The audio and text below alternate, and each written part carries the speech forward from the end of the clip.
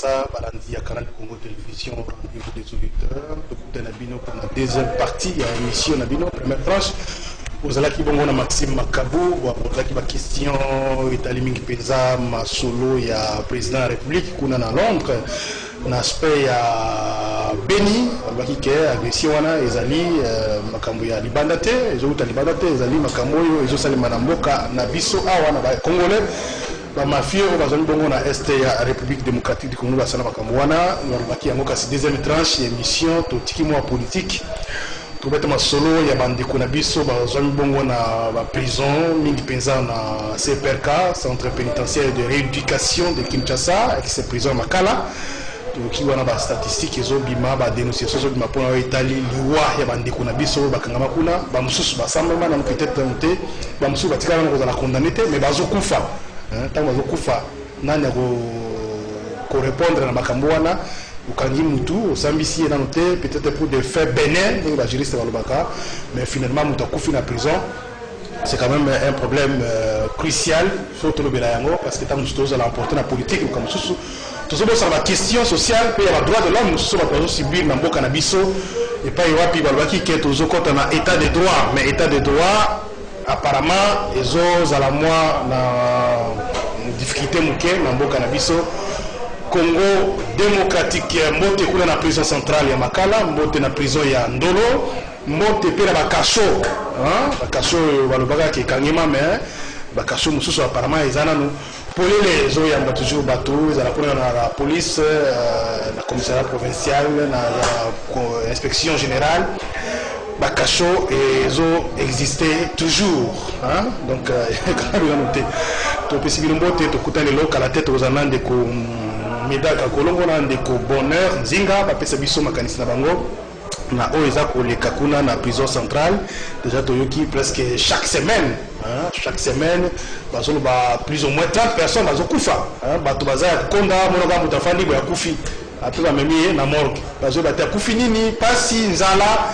Est-ce que les conditions d'alimentation sont malamu? Est-ce que les gens dans la prison centrale de Makala sont éviter? Mais ce qui est vrai, c'est que les bandits sont koufa. La fois passée, les gens qui ont réaction, mais Mike Mukeba, ils ont été détenus. Il y a activistes qui sont dans la prison pour la information, à confirmer qu'il va faire effectivement qu'il y a des morts chaque semaine. Conditions extrêmement difficiles. Vous avez témoignage wana ya ndeko Mike Mukeba, ya ndeko musu bazo na prison bazo benga biso bazo tindela biso ba message wana.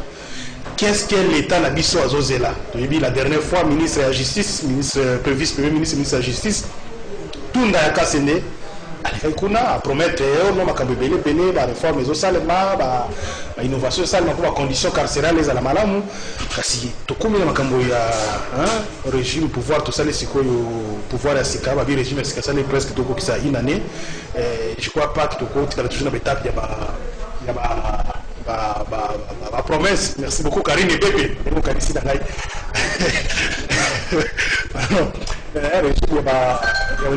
a toujours été, c'est pas du tout normal. Donc, il faut agir pour l'intérêt. Il y a un peuple congolais. Yango tokopé salelo maloba bandiko baza na prison ba benga pe so baza ko benga activité de droit de l'homme ba benga pe ba pesa so makanisi entre la doudou aussi yana no le bonheur ya zamu be ko ya pesa biso ma statistique wana pesa so ba précision sous ezo ko kabongo na prison centrale ya Makala plus particulièrement autozolo de la rendez-vous des auditeurs ya mokona lelo autozolo ndabiso partout à travers toute la ville de Kinshasa. Une bonne partie de la République démocratique du Congo, peut-être Libanda et Mbokapé, merci beaucoup. Congo central, numéro de téléphone, ils ont affiché à l'écran, parce qu'on doit sur la radio, ils ont dit 082 33 33 749 082 33 33 749. Que faire pour que conditions carcérales de l'Imbissi, il y a Bandikonabiso, et ça va améliorer, surtout la mort, on va déplorer. L'Iwawana, Bandikonabiso, va dans la prison pour qu'ils aient des autres.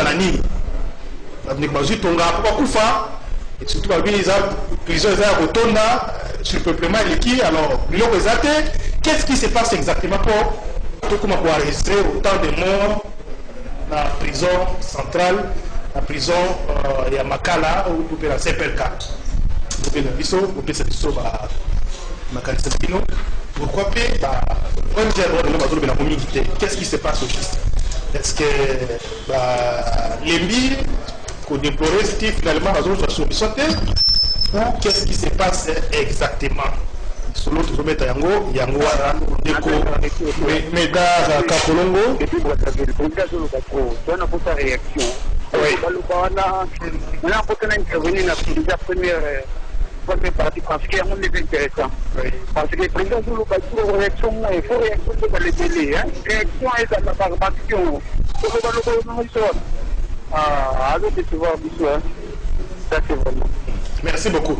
Toujours la dévoilée, c'est bon qui a au côté de la réaction.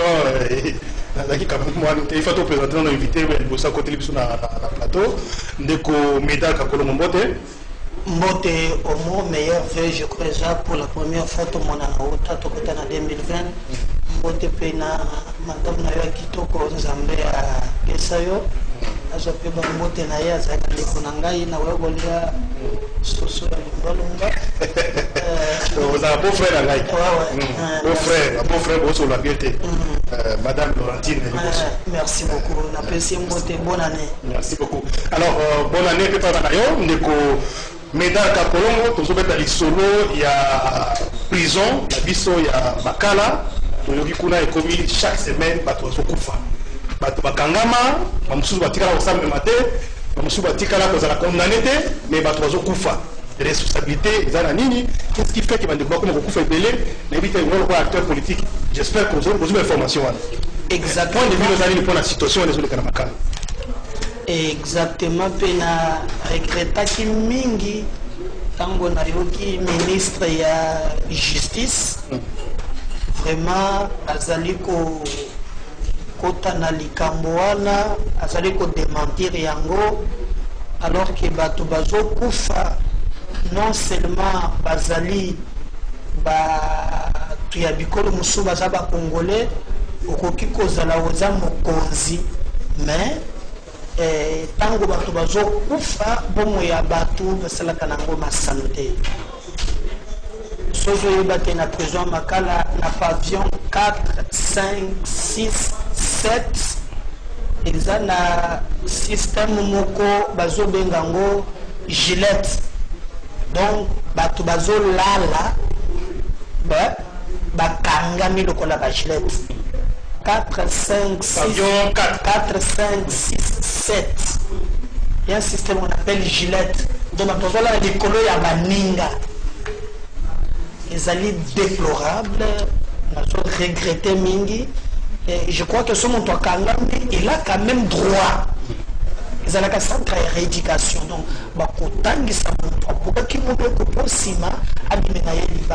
et ce qui fait mal,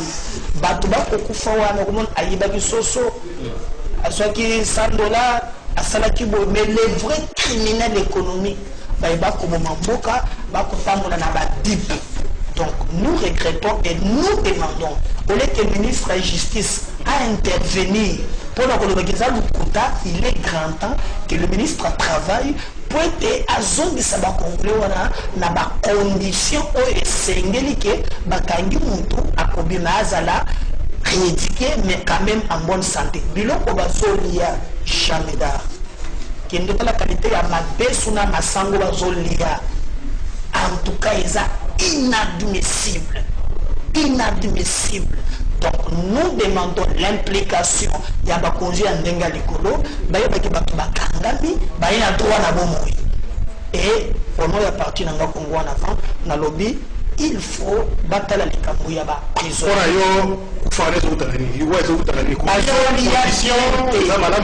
Bazolia bien na lobby madesu na masango eza mabe. Bébé azola la likolo ya baninga ce qui est na prison appelle ça Gillette. Munde Gillette kotaka na boto wana nde bato bazolala.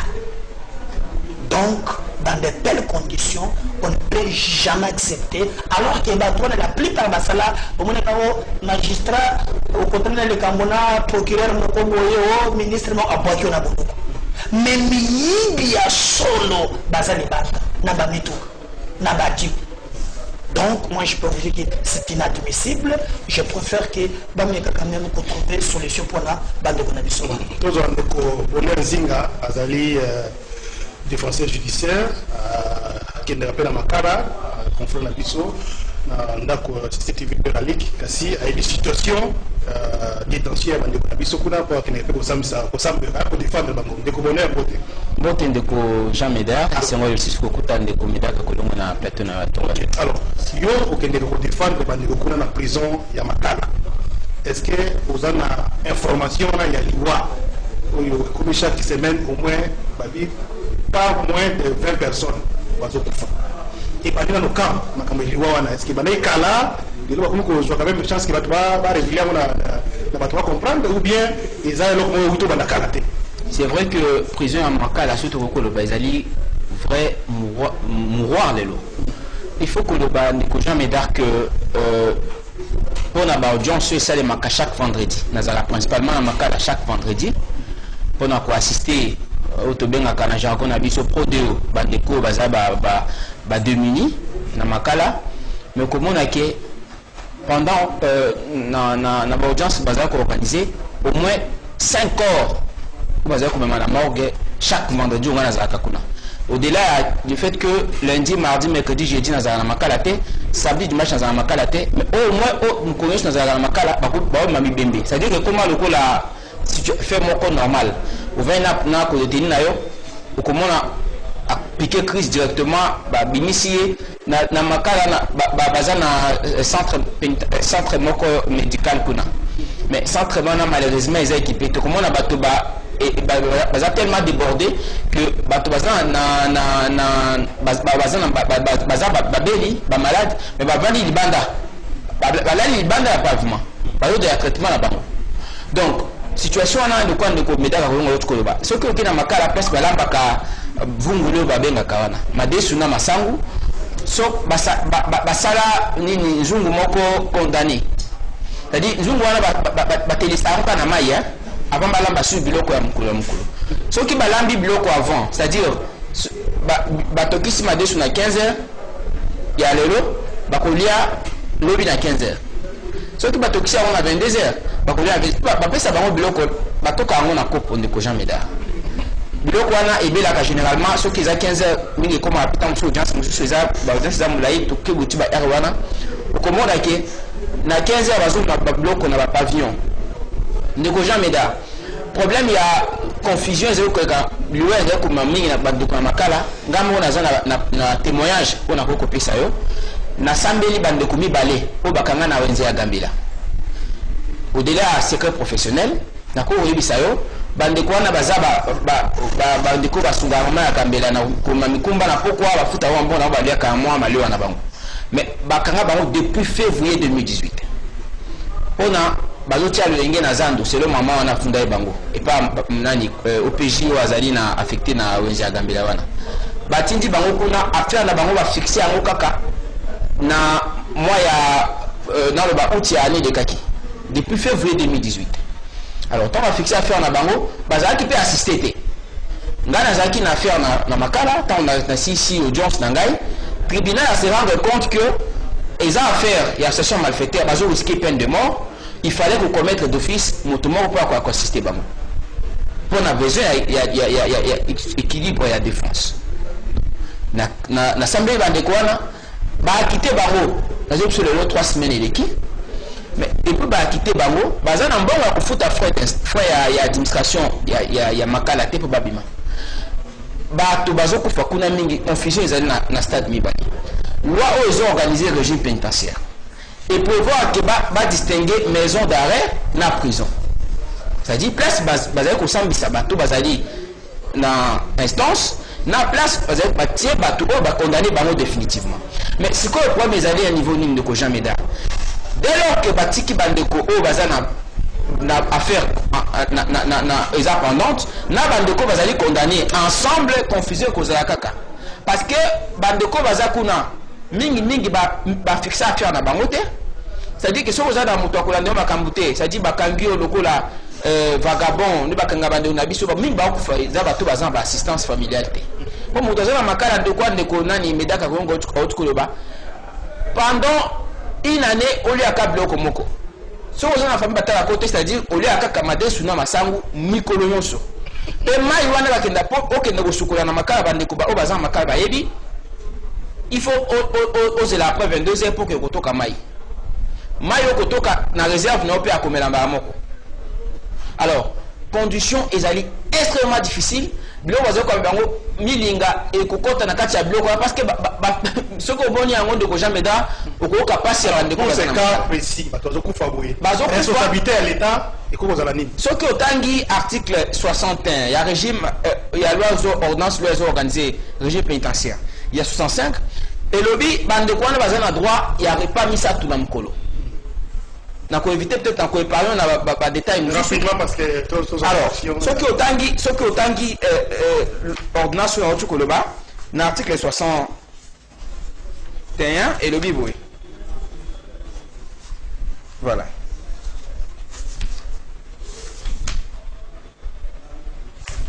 hygiène na bango misa na bango na matali biloko ya mpo tozali kolobela. Voilà. Alors, d'abord, toujours, Manatali, soins corporels na bango. Le Biboué. À leur entrée, les détenus passent à la douche. Leurs vêtements sont inspectés et subissent un traitement de désinfection. On a Mamatin Bilama la bango. Bilama va appeler ça de Kamakala wana. Bakwata Bamana, tant mususu, mbula mobimba. Pour Azana Bilama mususute, Azana Bilama mususute de Koja Meda, Akokolata.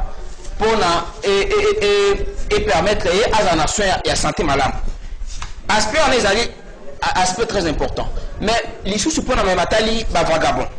Ceux qui par exemple bandeko bakangi ba mingi na makala baza ba kuluna ba shege bakanga pour na ba faire benet en mususu. Ndeko ba jam ndeko medaka kolonga lo bakiawa bakangi po ibi mo téléphone bakangi po na abundaki na wenze. Alors, le lobby pour na bato wana ba vagabond ba sans abri. Il faudrait qu'on accorde la libération conditionnelle. Après, certainement, avis à service à mesure service pénitentiaire.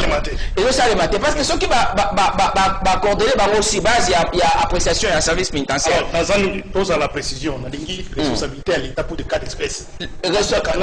Pour des faits par Benin ou Toulouba, l'État, c'est quoi pas la responsabilité aux amis. Alors, pour la prisonnier, la condition, alors, le lobby, il faut que service il y a inspection à la maison d'arrêt dans la prison et c'est la moussa nango.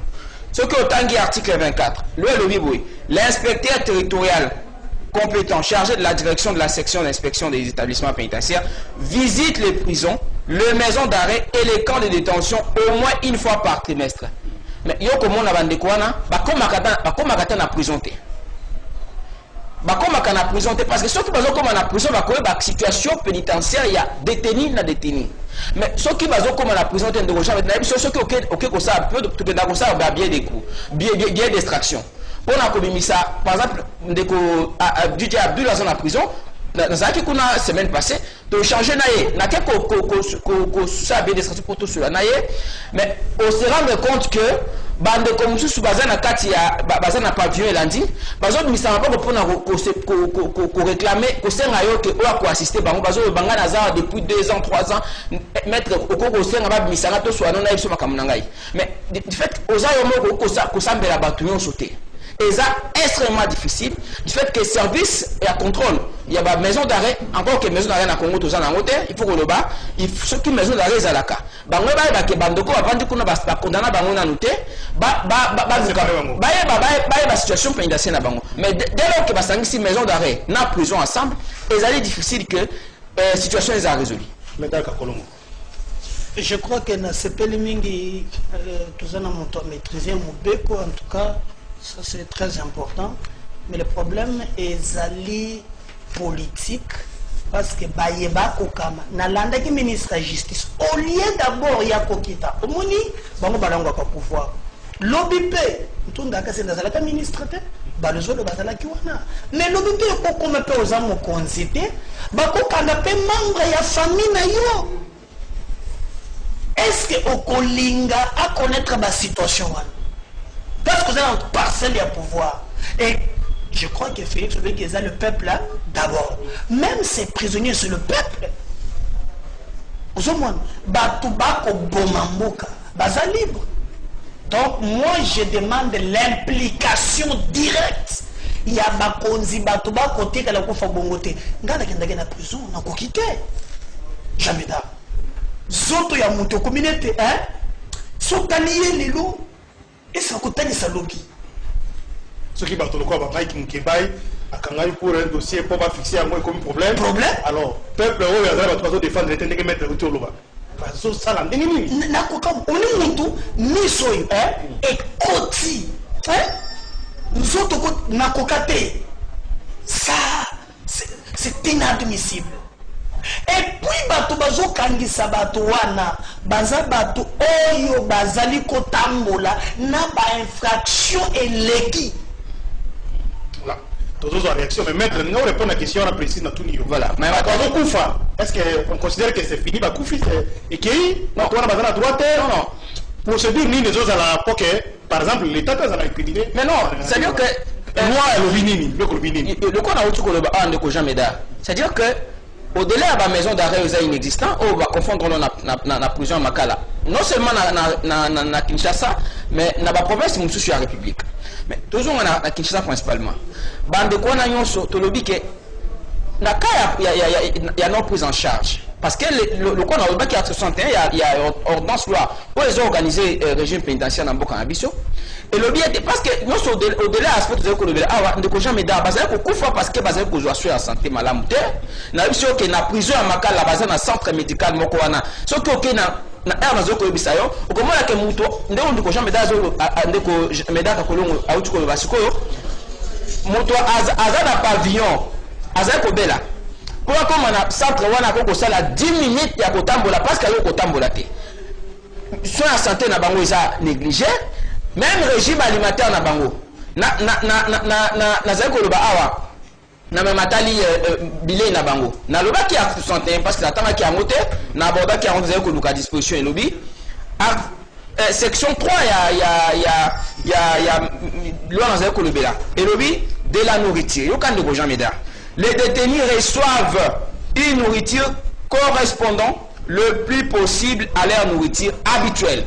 C'est-à-dire que ceux qui ont dit que malamu nanda kuna onde ko Jean Médard ndeko lobi ndeko Mike Mkebai aza na prison ngana mona ka chauffeur Mike Mkebai chaque vendredi ameme yake sachet nae parce que azap député provincial azaki na relation nae tant sur bandeko bazo sunga na d'une manière ou d'une autre azo continuer ko lui anengi tant sur azana besoin lia lui il faut que lui anengo za ko lui c'est-à-dire ceux que azaki mokonzi faut pas laisser ndengo mokonzi aliaka. Alors, ce que cette nourriture doit avoir une valeur suffisante pour maintenir les détenus en parfaite condition physique. Mais ce qui va de Kobazaï Kokonda, ils ont parce que Bazaï Kolia Malamouté. C'est quoi ça, Malamouté, Bazokoufa? C'est quoi, responsabilité à l'État. Ils ont un niveau nini. Ndeko Jean Médard. On se rendre compte que l'audience pénale Nyonso, acteur principal, les ministère public. Ils allaient donc représenter à l'État dans le procès pénal. Mais quand est-ce que le ministère public a joué le rôle là? Il y a un moment où ceux qui, par exemple, de quoi détenus illégalement, de combien de détenus qu'on a déco, et ça, si base, il y a des détentions irrégulières. Alors, parce que les droits de l'homme, il faudrait que. Pas moyen, par exemple, de reporter plainte contre l'autorité. Mais le problème, c'est l'exécution. Parce que l'État congolais a condamné les lois. Mais le problème, c'est l'exécution. La moindre des choses, c'est que bandeko na bazé ko d'avoir pour faire benazo ils sont de Jean Médard que bandeko mingi baza détenir les lots ba régler là pour se dire na bango te ba fixer à faire pendant 3 ans, ce qui est tout à fait paradoxal. Il faudrait que ba kangio ce qui fait ça béné ba libérer mais mingi bandeko baza ko vendre kuna ba fixer non ta affaire na été. D'accord, merci tozo libérer ndeko Médard Kakolongo. Moi le bamouké peut-être pour un dossier à Mike Mkebai dans qui peut bazo ça la marche pacifique lobby baactiviste pro-démocratie, bien à mon mal, c'est plus pour dénoncer la Bilokwana, dans la condition payée à la démocratie, vous souffrir, pour le comme ça, tout se rappelle, il y a D'ailleurs, je vais vous rappeler avant qu'il y ait un 5 volumes ici, parce que nous avons émission Moussoussou Bandeko Sikoyo, mais il faut que lelo makambo ya bundelaki yango ko salema ko ebiki il y a eu réduction des comptes il y a 2019 dans l'Assemblée provinciale dans l'étali Fonac.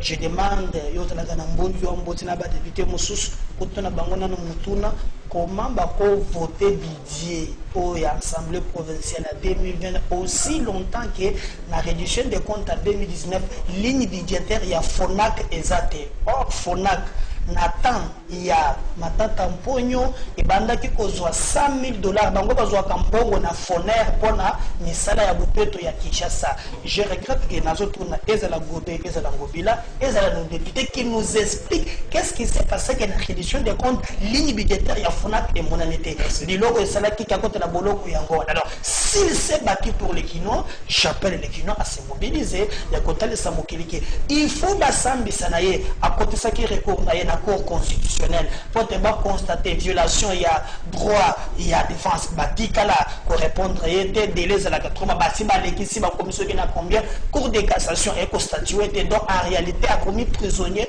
bloqué la volonté il y a pas tout c'est inadmissible le bon maître Azalia dans ko senga limbisa ningana zoki de quand même une émission nakinde natana pas OK ça va c'est la moi merci bonjour ça parce que c'est important à tout moment à tribunal au capage voilà on peut merci beaucoup mesdames Kakolongo on a négocié plein de choses pour makanisi na yo na auditeur tous on appelle les auditeurs na ba ndiko na émission na la télévision. Allô bonjour. Ndeko bonheur na mo micro. Bonjour papa Magrim. Ah ça je papa mesdames. Oui. Yoso nandeko na biso invité maison. Na pesi bandeko tout na prison bote. Principalement Mike Mukebai oui. De Raphaël Amatonge. Ils ont la partie donc makambu oyo. Ils ont fait manakata ba prison. Ministre de la justice n'a pas directeur à la prison centrale. N'a pas prison de la province na biso. Vous ça la soni mingi parce que c'est inacceptable. Mais ce que vous avez bateau bakufa kabongo ya to sengo zamboka chef de l'état Félix Tshisekedi yonde buli mboka oyo na retour na yo songela makambo parce que ministre de la justice oyo alors c'est pas congolais donc makambo oyo sérieux biloko kolia ekela ba prison bana mboka bale kitoko donc c'est pas ça les journalistes. Merci beaucoup Ndeko Raphaël Namatonge pour l'intervention à 082 33 33 749. Allô bonjour. Ça m'aide depuis Brazzaville, vraiment, vous voulez mettre en un arrêt au pied. Oui, Ndeko Brazzaville. Qu'on a justice, la même là qui non, le Bakana qui. Quand président du global le Bakana des bandes d'Amboraga du global le Bolia, ça là, ça les mondes. Quand les pères bandiments qui passent dans des ça les hommes. Merci beaucoup. Merci depuis Brazzaville. Merci pour la négociation de la Brazzaville. Tous on appelle M. Sonazela Singa. Allô, bonjour.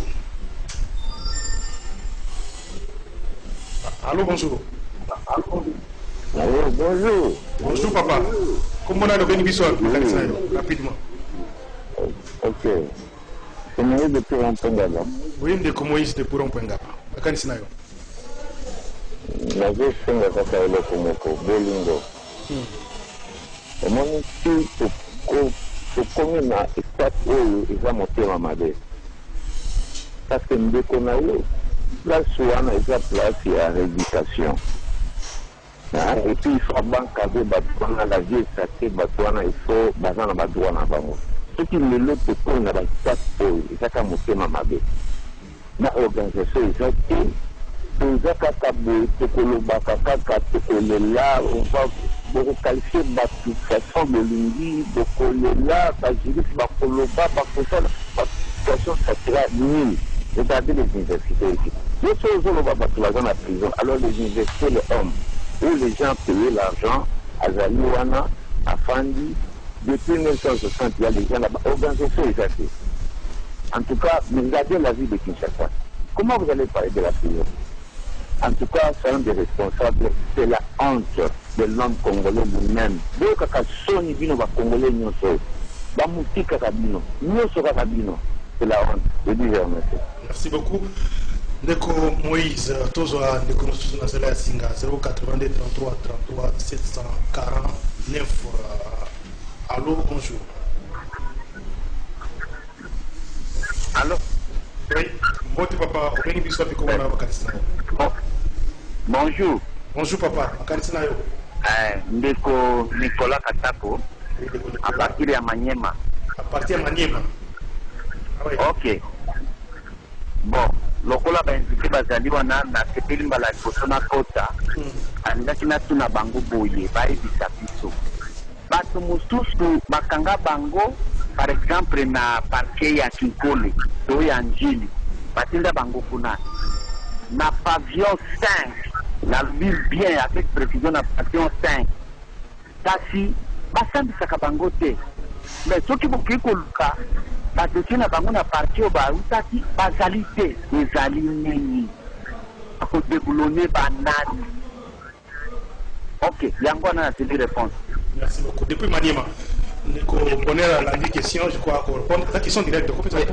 Justement, il faut qu'on ait que à chaque moment, il y a dans chaque niveau de procédure, dans le niveau par exemple, par exemple, je vais parquer à Kinkole, et ça n'a pas de requête au fait de fixation d'audience. Donc, ceux qui magistrats instructeurs à instruire cause, il y a des tennis prévenir Songolo, à cause d'inculpé naé, à sangisi dossier naé, à tindi ango na tribunal, il y a ressort, c'est-à-dire que la beza na niveau à parquet, à tindi na tribunal à ressort, puis tribunal na part naé à commission à bengi ordonnance au fait de fixation d'audience, pour na ko tiam colonie ni bako sam sandekwana. Mais mingi le quoi to lobby, awa eza problème, il y a absence à suivi. Magistrat ko tinda requête na niveau à parquet, na niveau à tribunal et à ressort, malheureusement parce que ça na moto holandais te bata la jour ni ba fixaki. Après, on est ticali bongo jusqu'à ce que nous continuions à souffrir dans la prison. Merci beaucoup. Allô, bonjour.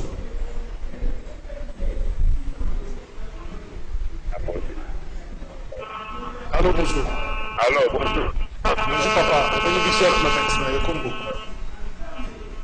La bénédiction dans la commune Yangaba. Commune Yangaba. Oui. Combo. Bon, nous avons fait ce message pas à papa Médas en Colombo. Oui. Est-ce que au lieu de trouver un problème, moko awa panda babomaki nani docteur ya Rijana wana babomela kabiso mwana na biso na commune ya Ngaba awa dilelo ebembeza na morgue. Est-ce que na morgue ya Kankokolo est-ce que mboka ngo ena kaka boyi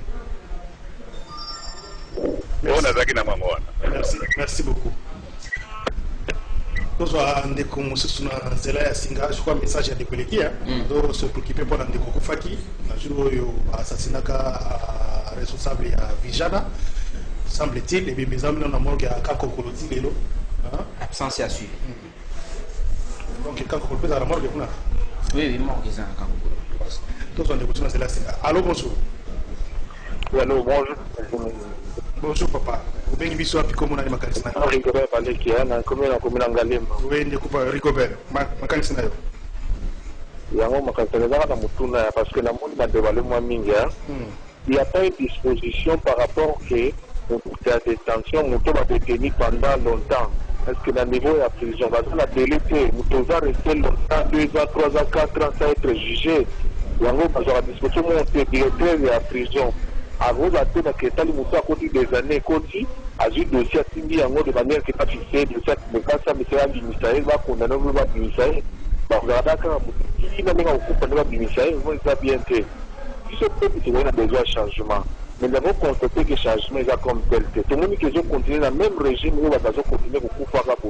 Jugement, on s'en a dernier. C'est comment il faut à côté de Kaboué. qui ont été parachutes, c'était un problème. Tout le monde qui a un problème dans ce pays. Donc, moi, je suis le bagage.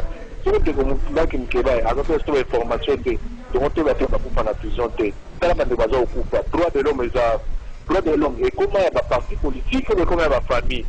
Si vous avez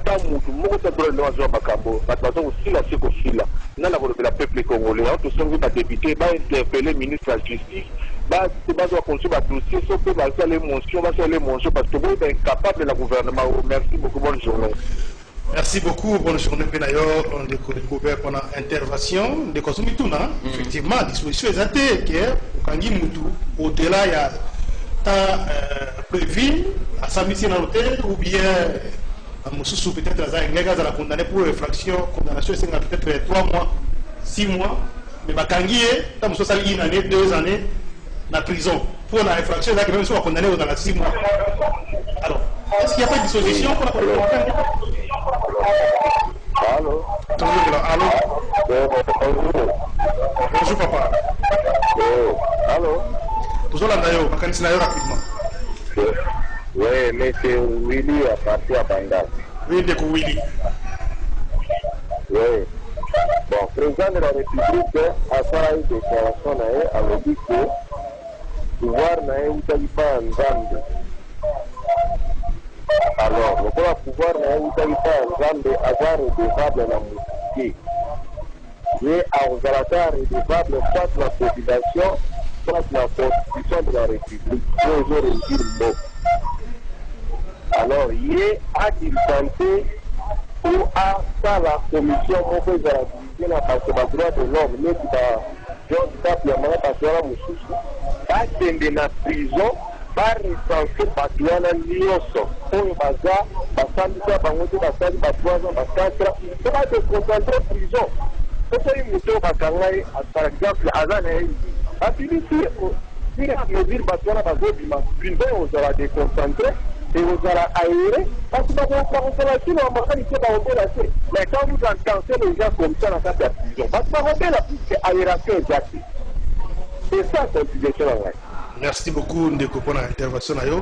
Quand on appelle M. Sounazela Siga, Maître Bonheur, j'espère que vous aurez ma question. Au plus de vous avez 2 appels, comme ça pour conclure l'émission. Allô, bonjour. Allô, bonjour. Oui, maman. Oui. Papa, je vais essayer des amis. Nous sommes écartés à l'île. Il y a la lutte du président à l'autre. Mais donc, comment on faisait un changement dans la lutte? Il s'intéresse beaucoup aux gens de l'Est. Ils sont les gens et donc ils sont pas le coup de la main.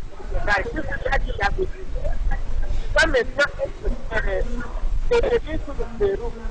Et quand c'est sera, j'ai entendu sur la population. Madame, vous avez la vérité de la nouvelle, et va être donc, on va se à ça pour faire la manifestation pour contact. Pour maintenant, vous allez à voter.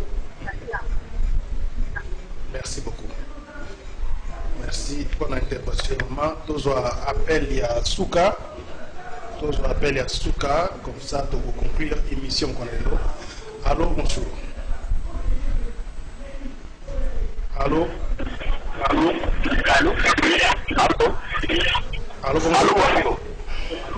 Oui, et ça arrive vraiment dans la prison à Makala, c'est place de monsieur Rosa, le match dans la prison, c'est pour ça que tu es bien parce que tu confirmes qu'on est surtout le passé la réalité. Oui. Allô? Oui, nous sommes là, on peut ça témoigner. Oui, effectivement. Oui. Nous sommes dans la passion 3, 4, 5, 6. Tout le monde est la réalité à prison. Ah, tu as souffert. À chaque temps, tu as vivre, mais tu as 5 à 7. Nourriture, tu es dans la prison, et ça, il y a moitié. Tu es là, la toilette. Et ça vraiment bien dit. Donc tout le monde est la réalité. Il y a ma caméra sur des zones comme on a on peut ça commenter là, vous repérez. Allô. Allô. Bon, ça va, c'est bien. On a été parce que l'émission n'a pas l'émission bien. Merci beaucoup. ndeko aza na prison apesi témoignage, il le confirme nyonso tokoti koloba abi bato bazokufa au moins 6-7 par jour, bazolia malamu te, bazolala na batoilette, mettre ça quand même un problème sérieux. C'est-à-dire que la prison ils ont paraître un peu comme si ils ont fait normal. yango nazoloba okoyoka mpasi wana soki okei na makala ndeko omonake mituka oyo tobengaka kete yango ekenda kozwa bibembe na presque espace ya chaque 2 heures 1 heure du temps omoni moto akufi bautine na kati ya misi ye bakei na hôpital baconstate ke akufi baétablir ale babengi mituka kozwa ye. Maintenant problème ya ndeko atunaki koyeba est-ce que de leur ezali te na matière ya procédure détention d'abord ezali exception. Règle et la liberté. C'est-à-dire qu'aux dans la liberté, aux ont comparaître ordinairement et aux ont répondre à l'accusation au ministère public qu'ils ont porté contre eux. Mais procédure les que ce que au niveau il y a outre 48 heures il y a niveau officier judiciaire ce qui pas comme au niveau judiciaire au commis au 5 jours au niveau il y a parquet autobengi mandat d'arrêt provisoire parquet à côté de l'icambona à continuer instruction naie pourvu que à mettre yo dans autobengi détention préventive les accords pendant 15 jours.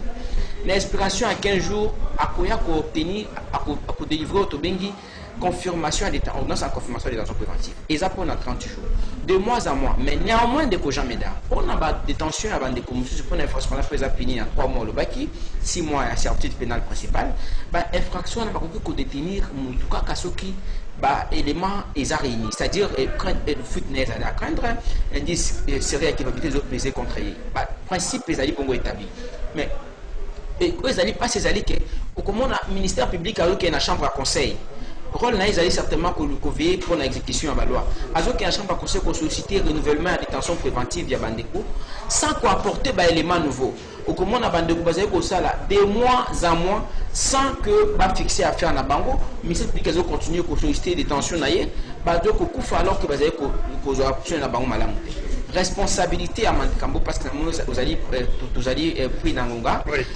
responsabilité à Makambo vous allez que bandeko jamais dans awa ezali na niveau ya ba service ya l'état où ils allaient normalement en service pénitentiaire où ils allaient chargé ya ko veiller sur soins physiques peu moral ya ba détenu il fallait passer la mission à bango mais bande kotuna qui mutuna conséquences zani ceux qui ne quoi kufina ba condition alors que l'état c'est musana été l'état congolais a proposé redevable néanmoins famille naé famille ya victime bah c'est mais les bazo kufa apparemment bazo famille donc bazo qui n'est pas si problème de ngwana mais sinon ceux qui au porter plainte contre l'état congolais n'a pas payé se respecter pour cause à la réparer sur le plan et à préjudice au civil.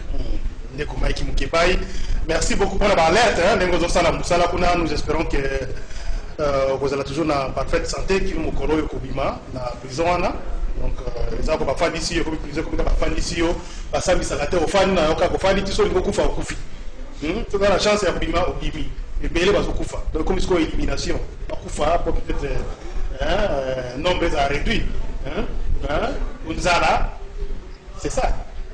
Oui, maître Loba. Oui, peut-être pour n'a pas besoin. C'est 3 minutes rapidement. Alors, le cas où le bande de commune basé au un numéro, par contre peut-être contacter Gaïa. En fait, oui, exceptionnellement, vous aurez invité le Bako Bengayo comme la Bako Benga appelle à conseil utile pour avoir besoin d'orientation.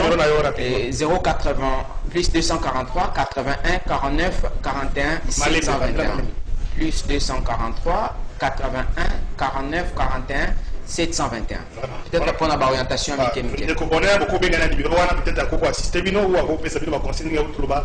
Mais la ligne qui la responsabilité à l'État, ONG, il faut voter les mains. Parce que sur la sans famille, par exemple, la soutien, ONG voter les mains pour ça là. Donc il marche, moi que pour démocratie, ça pour la carrière Mike Mukebai.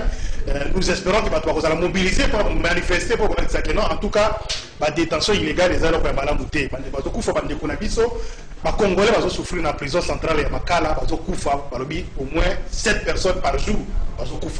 Famille est mais famille n'a Congo, famille n'a pas Bissau. ONG voter les mains. L'État, Salam Moussala, politiciens, parlementaires, beaucoup de bisouté pour m'aider pour défendre la cause générale. Les électeurs qui sont OK pour défendre la cause. Merci beaucoup pour l'intervention Nabino. Tokozongi la sujet peut-être prochainement, ce qui vous a mené avec beaucoup d'autres détails. Merci à Aleka Bongo, à la régie, à la coordination, Régie TV, Bruno Zinga, Stéphane Banzouz, à la régie, Radio Jean-Médard Rigosso, à la présentation, au Tigre Varam de Kouta de Lobby, à 8h, rendez-vous des auditeurs. Merci, bon. Merci beaucoup.